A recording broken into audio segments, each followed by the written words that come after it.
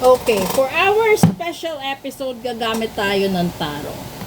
This is episode 3348, 3349, and 3350. So, kukuha ulit tayo dito ng tatlo at alamin natin, di ba? Yung tinutukoy dito sa daily reading. Kaya panoorin nyo yung healthy reading natin down to our daily reading up to special reading. Kasi meron po tayong special segment later on for relationship, lover, situationship, and etc.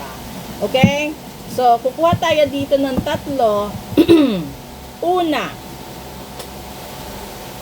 temperance. Ito, yung pagbabalanse. Pangalawa, nako, Knight of Wands. And pangatlo, the Nine of Pentacles. Ngayon dito, nagtatalo ang lahat-lahat. Dahil totoo, no? Posible na ito ang problema ng karamihan. Una, hirap silang magbalanse sa relasyon na meron sila at sa perang kailangan nila. So, ibig sabihin, yung iba sa inyo, hindi siya magkatulad or hindi the same person. So, posible na yung iba sa inyo committed, married, may ka-live-in, pero nai-in-love sa ibang tao. Posible sa ibang lalaki, sa ibang babae, or sa kapwa, no, meron sa third gender. 'Di ba? Merong ganon. And then, maliban sa problema sa pag-ibig, may problema ka din sa pera. So, yung perang ito, ang tinutukoy dito is your independent income or your independent source of living.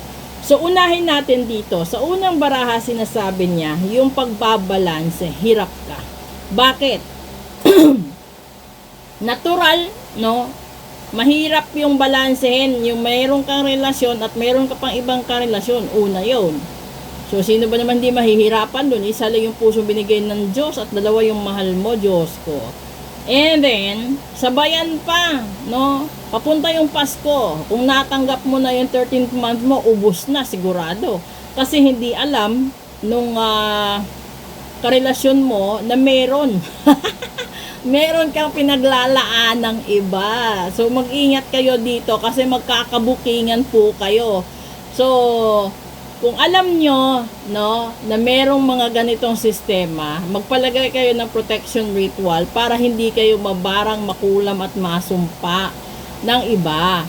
At at the same time, no, hindi rin kayo malagay sa alanganin or mapapahiya.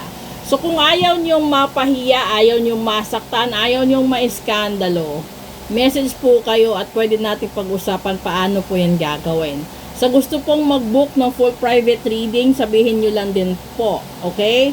So ngayon, yung gagawin ninyo is ingatan muna ang bawat isa. No?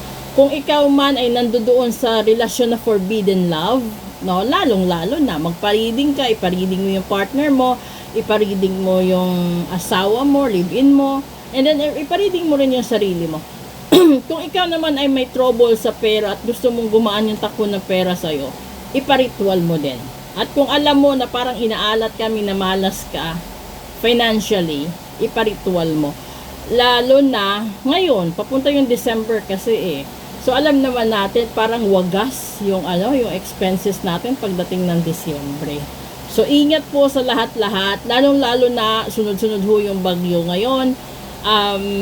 Wag niyo din pong kalimutan, no, bilang volunteer ng rescue team dito sa lugar namin.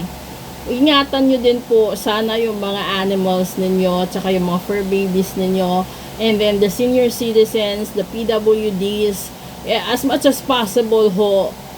Hindi man magawa ng gobyerno natin na akuin lahat, pusa na lang ho tayong kumilos sa mga maliliit na pamamaraan, makatulong lang po tayo sa kapwa-tao natin. So there are a lot of things that we can do in a small things or small ways to reach out to those needy persons, okay? So gumawa na lang din po kayo, and then in return I will include you to all my prayers. So if you want to book for a full private reading, please leave a message, no, or drop a comment, and then we will discuss things out. I do video calls doon po sa reading natin.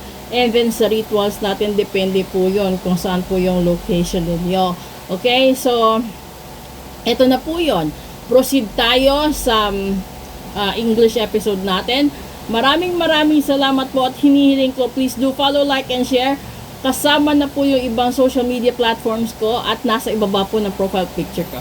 Thank you!